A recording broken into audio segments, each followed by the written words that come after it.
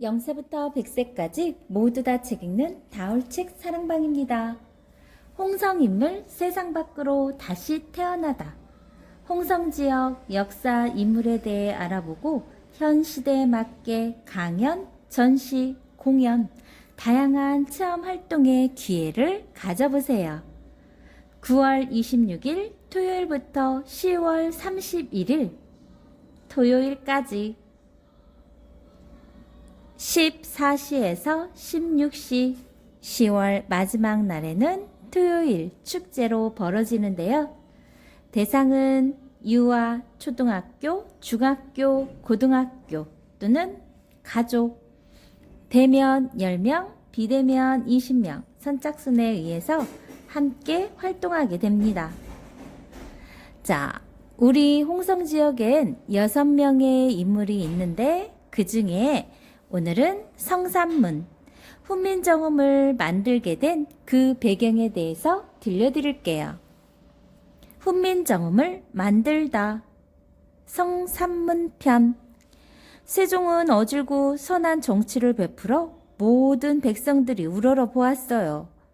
그런데 세종에게는 늘 마음에 걸리는 것이 한 가지 있었죠. 그것은 착하고 순박한 우리 백성들이 본디부터 쓰던 순수한 우리말은 있으나 그 말을 나타내는 문자가 없다는 것이었어요. 더욱이 우리말과 맞지도 않으면서 뜻과 내용이 까다로운 중국의 한자를 배우고 있는 것이 항상 안타까웠죠. 그래서 세종은 우리 민족에게 맞는 우리만의 글자를 만들어야겠다고 결심했어요. 곧 궁궐에 정음청을 설치하고 집현전 학사들을 시켜 우리의 글자를 만들도록 연구하게 했답니다. 성산문은 세종의 명에 따라 여러 차례 명나라에 드나들며 한자의 소리와 뜻을 공부했죠. 마침 명나라의 유명한 한림학사 황찬이 유동에서 귀향살이를 하고 있었어요. 성산문은 시간이 있을 때마다 황찬을 찾아가서 한자 소리의 원리와 뜻을 연구하는데 많은 도움을 받았습니다.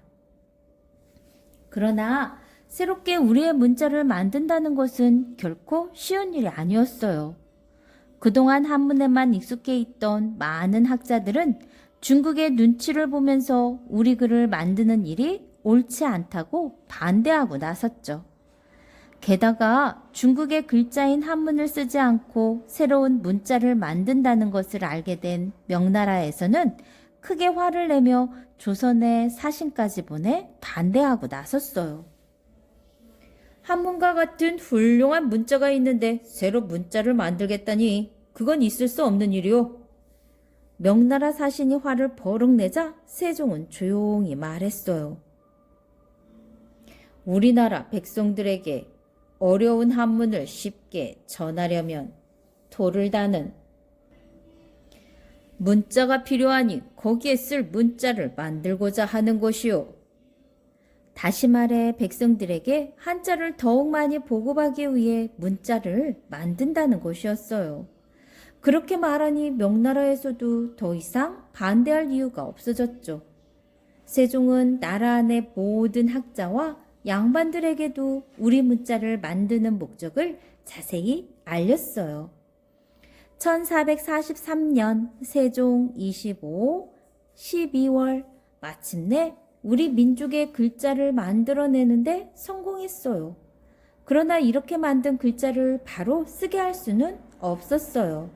실제로 써보고 생활에 이용해 불편한 점은 없는지 또한 쓰기 편하고 쉬운지 알아보아야 했죠. 그렇게 다시 3년 동안 고치고 다듬어서 1446년 10월 9일 모든 백성들에게 이를 알리고 널리 퍼뜨렸습니다. 이것이 훈민정음, 바로 한글이랍니다. 이렇게 우리 글을 만들어낸 세종과 집현전 학사들의 기쁨은 이루 말할 수 없이 컸죠. 오늘 우리 정음을 만들기까지 집현전 학사들의 노력이 컸도다. 세종은 감격에 찬 목소리로 집현전 학사들의 노력을 칭찬했어요. 성은이 망극하옵니다. 전하의 노고가 더 크신 줄 아옵니다. 성산문을 비롯한 집현전 학사들은 어느덧 눈에 눈물까지 맺혔어요. 우리 글 만드는 일을 보살피던 세종이 너무 책을 많이 읽은 나머지 눈병이 나서 충청도 초정리에서 며칠 동안 치료를 받던 일이 떠올랐기 때문이에요. 이때 성산문의 나이는 28살이었죠. 훈민정음이 만들어지기까지 세종을 비롯한 여러 집현전 학사들의 고생과 노력은 참으로 피눈물이 날 정도였답니다. 그 중에서도 성산문은 글자에 대한 지식이 많은 명나라의 한림학사 황찬을 만나기 위해 중국을 13차례나 다녀왔어요. 그러나 성산문은 단 한 번도 싫다는 말을 한 적이 없었고 불평 없이 자신이 맡은 일을 열심히 했죠. 고생이 많았던 만큼 보람도 있었고 재미있는 일도 많았답니다. 어느 날 성산문은 황찬을 만나기 위해 요동으로 가는 길에 큰 비를 만났어요. 성산문은 비를 피하기 위해 어느 집에서 묵게 되었죠. 마침 집주인은 도적대를 물리친 공으로 명나라 황제에게서 병풍을 선물 받고 무척 기뻐하고 있었어요.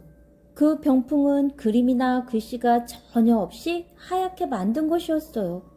다음날 아침 성산문이 막 그 집을 나서려고 할 때였어요. 안방 쪽에서 소란한 소리가 들리더니 이내 집주인의 울음소리가 들렸죠. 성산문은 하인에게 집주인이 우는 까닭을 물어보았어요. 주인집 도련님께서 벼루를 발로 차는 바람에 먹물이 온통 병풍에 튀고 말았지요. 병풍이 아주 엉망이 되어 버렸습니다요.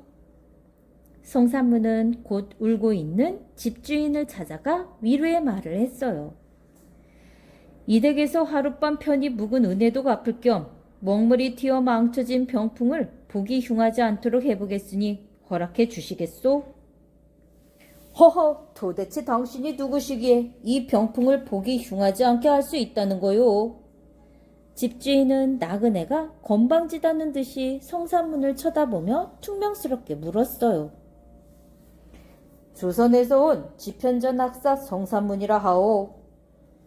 성산문이 공손히 말하자 집주인은 깜짝 놀랐어요. 아니, 학문이 높기로 소문난 조선의 성산문 학사님이시라고요? 우리도 이곳에 살고 계신 황찬 한림학사로부터 그 높은 명성을 이미 들어 알고 있죠. 그리고는 자리에서 벌떡 일어나 성산문에게 큰 절을 올렸어요. 놀라기는 성산문도 마찬가지였죠. 이곳 명나라에까지 아직 나이 어린 자신의 이름이 알려져 있을 줄은 꿈에도 몰랐으니까요. 귀한 분을 몰라뵈어 정말 죄송합니다. 이 얼룩진 병풍에 시나 그림을 그려주시면 그 은혜는 평생 잊지 않겠습니다. 이제는 집주인이 성산문에게 간청을 했답니다. 그렇다면 한번 해보겠습니다. 성산문은 병풍 앞에 앉아 마음을 가다듬었어요. 그리고는 붓을 들어 우선 감출 수 없는 점의 큰 부분들을 이어 소나무와 대나무를 그려나갔어요. 남은 작은 점들은 연결해 붓으로 글씨를 써 내려갔죠. 소나무와 대나무는 곧고 또한 굳건하나니 곧고 굳건함은 군자가 공경하는 바요.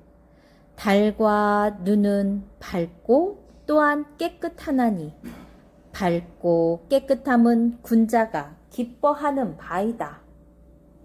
이 시조는 소나무와 대나무와 눈과 달을 노래한 송죽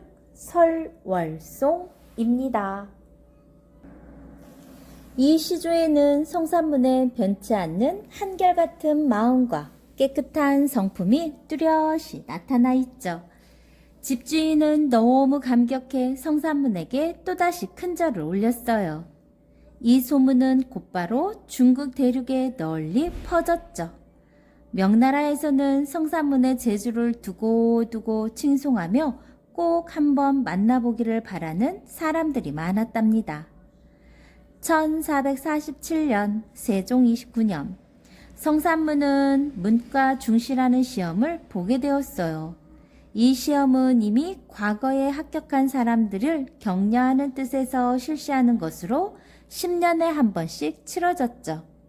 그런데 이번 문과 중시에는 뛰어난 사람이 유난히 많아서 마지막 시험에는 성산문을 비롯한 8명의 인재가 합격했어요.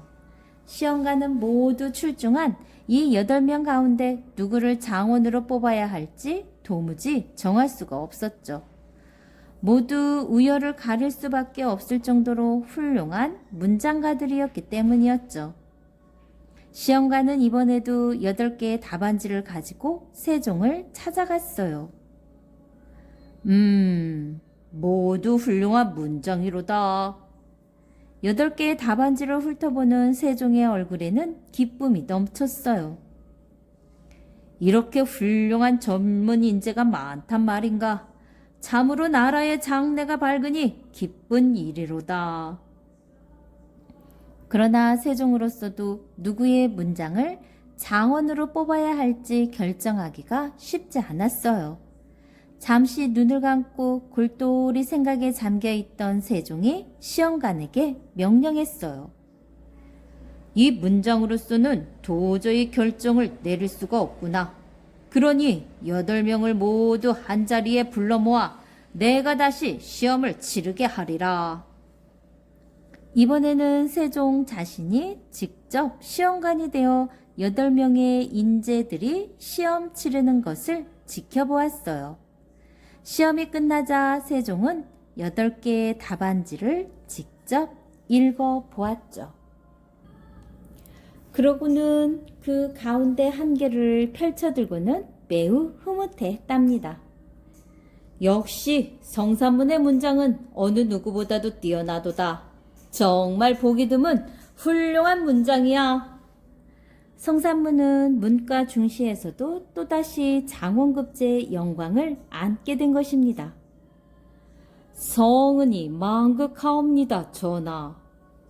성산문은 어전에서 보는 과거에서 2번이나 장원을 하게 되어 날아갈 듯 기뻤어요.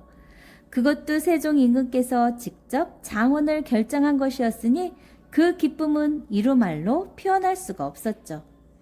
하지만 성산문보다도 더 기뻐한 사람은 바로 세종이었답니다. 세종은 곧바로 성산문에게 지편전 학사보다 높은 벼슬인 지편전 수찬이라는 벼슬을 내려주었어요. 그 뒤 성산문은 신숙주와 함께 예기대문 언독이라는 훌륭한 책을 펴냈죠. 성산문보다 1살 많은 신숙주는 당시 천재로 일컬어질 만큼 명성이 높은 학자였어요.